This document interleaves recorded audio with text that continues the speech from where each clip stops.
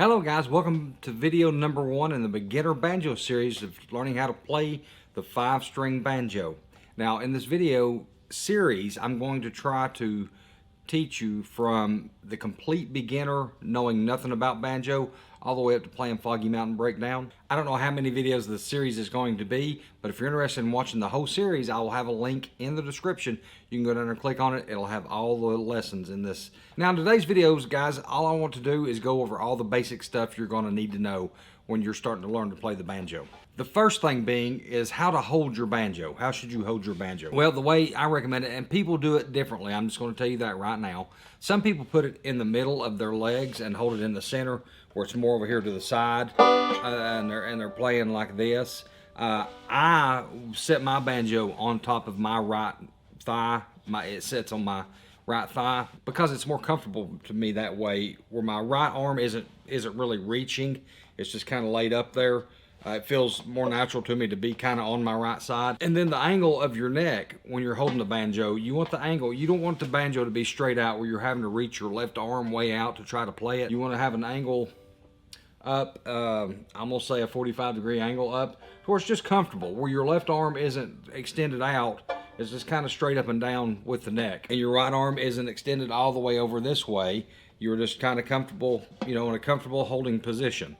Now, something I do recommend on this is to get a banjo strap and put the banjo strap on the banjo around your neck and let the strap hold the weight of the banjo. Don't let the weight of the banjo be sitting down against your lap. Let the weight be held by the strap itself, and then just let it kind of just touch your legs down there. Because what's going to happen later on is you're going to stand up and try to play, and you're going to be so used to it being down there. You're going to be so used to it against your leg when you stand up, your strap's going to let the banjo sit at a different angle, and then when you go try to play standing up, it's not going to be in the same place. It's going to be either down lower or up higher. I don't know how that would work, but anyways, it'll be in a different position. So hold the weight with your banjo strap, so when you stand up, your banjo will always be in the same place on your upper torso. You shouldn't be holding the neck itself, the weight of the neck, with this hand. Like, you shouldn't be supporting the neck with this hand. You should be able to let go of the neck and it just sit there, and let the strap do all the work. Let the strap hold the banjo where it's going to be at, and it's just there. Because you need to be more concerned with fretting these frets up here than you are trying to hold the weight of the banjo. So make the banjo where it will sit on you, and it'll just sit like this. You can let go of it, you can cross your arms, you can do whatever you want to do, and this banjo is going to sit right there. It's not going to move. All right, the next thing, guys, is your banjo picks. I highly recommend getting metal picks for your fingers. It really don't matter. National, Dunlop, these are Ernie Ball picky picks is what these are. But it really doesn't matter. Just get you a pair of metal finger picks and wear them, and get you a thumb pick. Again, National and Dunlop have plastic thumb picks. This is a blue chip pick that I got from Blue Chip. There's all kinds of finger picks out there for you to choose from. I wouldn't make a really big deal out of it. I wouldn't go through a lot of worrying about forming and all that stuff. You want the tips to be kind of turned up, as you can see the way mine are right here. You want them to be kind of turned up in front of your finger. You don't want them to be right on your finger. You want to have your little space there. And the thumb pick, I've got it right above my knuckle. I usually try to get it down closer to my knuckle on my finger, but it's right above my knuckle on there. And you can see how it's on there. And the same thing with these fingers. The only thing that you got to watch out for when you do your finger picks is just to not let it dig into your cuticles right here.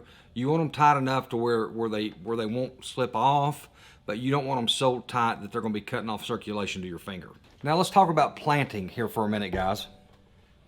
When you plant your plant hand, you want, and some people use their ring finger, some people use their pinky, some people use both of them. And you're planting on the head of the banjo, okay? You're not planting on the bridge. You're not putting your fingers up on the bridge and planting. You're not, you know, doing some crazy stuff. You just plant your fingers right here, and you can kind of see it's about a 1/2 inch off the bottom string right here. And I plant with this one finger. My pinky just kind of hangs loose because my pinky's a lot shorter. And so in order for me to do both of them, I've got to bend this finger. Well, when I bend this finger, it makes it want to curl under. So I quit using my pinky. I just use this one finger right here. And then my pinky just hangs out there. But if you got to use both of them, or if you use your pinky and not this finger, however's more comfortable to you. But just plant them right off the edge of the string right here on the banjo head, and just get used to it. Get used to your fingers being planted.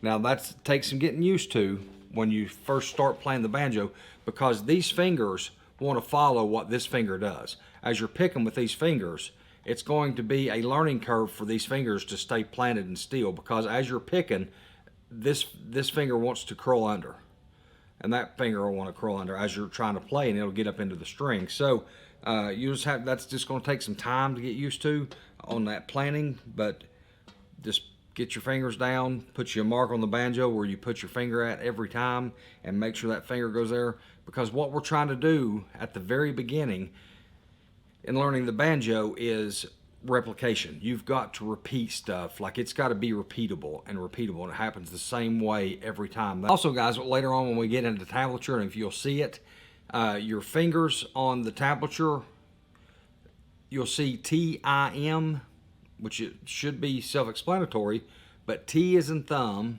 I as in index, M as in middle finger. Those are T-I-M. When we're doing tablature and stuff later on, when we get into those lessons, those are what I'll refer to as T-I-M, which is thumb, index, and middle finger. Something else too, guys, quickly, just to kind of fill you in. This is a resonator banjo.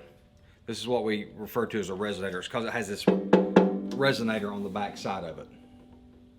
It's more or less a bowl that's mounted to the back of the banjo, so when you play it, it resonates the sound out from it, which is different than an open back banjo like this one here. This is an open back banjo because the back of it's open. It doesn't have a resonator on it to do that, so the sound will actually just travel back into you. It dulls the sound a little bit, but that is an open back banjo. Now, the difference between these two banjos more or less is just the resonator on it. As far as mechanics and working and everything, you can play the 3-finger style on the open back banjo as well as you can the resonator banjo, and vice versa. You can play clawhammer style or frailing on the resonator banjo, and you can play it on the open back. Now, most people play clawhammer style banjo on an open back banjo, and they play 3-finger bluegrass style on a resonator banjo. That ain't saying you have to do it that way, but that's just kind of the way people do it. All right, guys, with that being said, let's go over real quick the parts of the banjo. This up here, this wooden piece up here, this is called the peg head. Inside the peg head, you have tuners. These are your tuners. Also, you have a tuner down here. Right here on the banjo is what we call the nut. On the guitar and pretty much everywhere, but this is the nut. This is where the strings cross to get to the tuning pegs. Right here is the nut. Now, this is the fretboard going down the top side. The whole thing is called the neck, but we'll call the fretboard the top side, right? And starting at your nut, the fretboard goes, these frets are numbered. These are the frets that run across right here, the little middle pieces. The frets, these are numbered. So you'll say you're starting at your nut, and you'll go 1st fret, 2nd fret, 3rd fret, 4th fret, 5th, 6th, 7th, 8th, 9th, 10th, 11th, 12th, 13th, 14th, 15th, 16th, 17th, 18th, 19th, 20th, 21, 22 frets down through here, okay? And then banjos usually have markings at the 3rd fret, the 5th fret, 7th fret, the 10th fret, 12th fret, 15th, which this one has a little more, 17th, the 19th, and the 22nd fret. All these markings down through here are usually just landmarks to kind of give you an idea. It gives you a guide point to go. Like if you're trying to get to, say I'm going to the 13th fret, well I know it's right here because I know my 12th's right there and that 12th's marked. The 12th's got double pinholes out here on the outside. You also have markings on the outside of the banjo. The 3rd, the 5th, the 7th, the 10th. The 12th has 2 dots, you see that? And then you got the 15th, 17th, 19th, and then the 22nd down there is marked. So, and that's for when you're standing up and you're playing and you're looking down. Well, that just gives you a guide point. Instead of having to do this number and look across to figure out where you're going to a fret, you can just know that this is the 13th fret, because I know that's the 12th and that goes to the 13th because I see my marks out here. So that's all the marks usually mean on the fretboard. It's just giving you a guideline of where to go to. Continuing on with the parts of the banjo, we'll come on down. This is the head, the tension hoop around the outside. You got the bridge down here, the tailpiece, the resonator, which is on the back side of it. Okay. Underneath the inside, you've got the coordinator rod, and I'll show you it in just a second. But inside here, you got the coordinator rod, and then there's also a truss rod that runs down inside your neck, which you adjust through. There's a little cap right here. You take this cap off, and there's an Allen bolt, and a truss rod runs all the way down through here. And you adjust your neck with that truss rod. Now, I'll show you the coordinator rod right quick. Some banjos have a double coordinator rod. Some banjos have one. Just depends. But that's what the coordinator rod is right there. Okay, so those just gives you an idea of the parts of the banjo. So you'll have a kind of a running idea of what they are. I also have videos on the truss rod, how to adjust it, what it's used for, the reason why it's there, the whole good 9 yards. I have a video on the coordinator rod, how to adjust it. All it does affects the banjo. I have a video on the tailpiece, how it affects the banjo, how to adjust it, everything about the tailpiece. I have a video on the bridges. So what I will do in the video, guys, is down below, I will link all them videos down there and put which one there are. If you want a more in-depth explanation of, say, the coordinator rod, you can go to that video and watch it, and it gives a much better explanation of everything about the coordinator rod and how to adjust it. Same thing with the picks. I'll put the pick ones down there, and the bridge, the coordinator rod, the tailpiece, and the truss rod. I'll put all them videos down in the description. That way, if you want more of an in-depth discussion about those, you can go down there and watch those videos and get more information about those if you're interested. All right, guys. We're almost to the end, I promise. I know this has been a long video, but there's a lot of pre-stuff that needs to be known on this on the banjo before I can start trying to teach you the banjo, some of the terminology and stuff. Because if I'm saying this is how you do this later on, you'll be like, what the hell is he talking about? Well, that's why I'm going through all this. So now on the strings. On the strings are tuned. This is a G, D, G, B, D. So, starting at the bottom, this one's the first string. The next one up is the second string. The next one up is the third string. The next one up is the fourth string. And then finally, the drone string is the fifth string. So, if I say 5, 2, 1, 5, if we're trying to learn a song and I say 5, 2, 1, 5, what I mean is you'll pick 5, 2, 1, and then 5 again. So you'll be,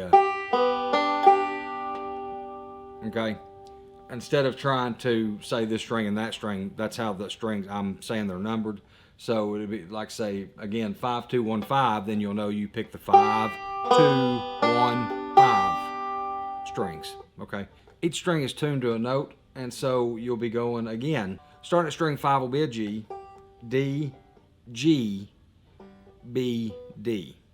We're in a standard. All this, pretty much this whole first round of lessons is going to be in that tuning. Will be an open G tuning. And so it's good just to know those strings and what tunings they are. And then the strings, when I talk about them, will be 1, 2, 3, 4, and 5. All right, last but not least, guys, the tools that you're going to absolutely need starting off learning the banjo, there's 2 things that you're going to absolutely need without a shadow of a doubt, and thank goodness they're free. You can go on your phone and download apps. You need a tuner so you can tune your banjo and make sure that it's in tune, and you'll also need a metronome. You can get both of those things.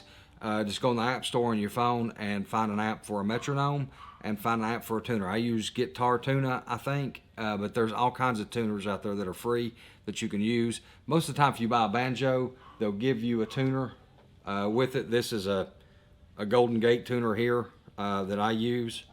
And then I've got a tuner on my phone and some other things. But you're going to need a tuner and you're going to need a metronome. Now, at some point down the line, there's a couple other things you may want to look at getting if you come across them and can pick them up. Number one being a capo, where you can capo down to a different key on your banjo if you want to. You don't need that right off the bat, and may not need it for a little while, but you're going to need one at some point in time, and you're going to want one. So if you're on across one, you might want to pick it up, a capo. And then you'll also go on your phone, and there's something else. It's another free deal, but you want a music slowdown app, which what that means is you can pull music out of your library and you can slow it down and keep the pitch the same and all that stuff. It's really good for bluegrass music when you get into a point where you're trying to learn a song or you're composing your own music on tablature. You can slow down and kind of pick out what somebody's playing, like playing a banjo. You can pick out the tunes that they're playing, or you can pick out the notes they're playing with that slowdown app and kind of figure it out. So that ain't something you need right off the bat, but later on down the road, I highly recommend getting it. All right, guys, I know it's been a long video, and I'm sorry, but I had to get a lot of stuff out there off the bat so we can kind of get going. I want everybody to know all the parts of the banjo, how my wording is going to be, what I'm talking about, how to wear your finger picks. Got all that done. Videos will be down in the description if you need to watch any of them and get more an in-depth idea of what I'm talking about when I talk about different things on the banjo. With that being said, guys, thank you all so much for watching, and we will see you in the next video.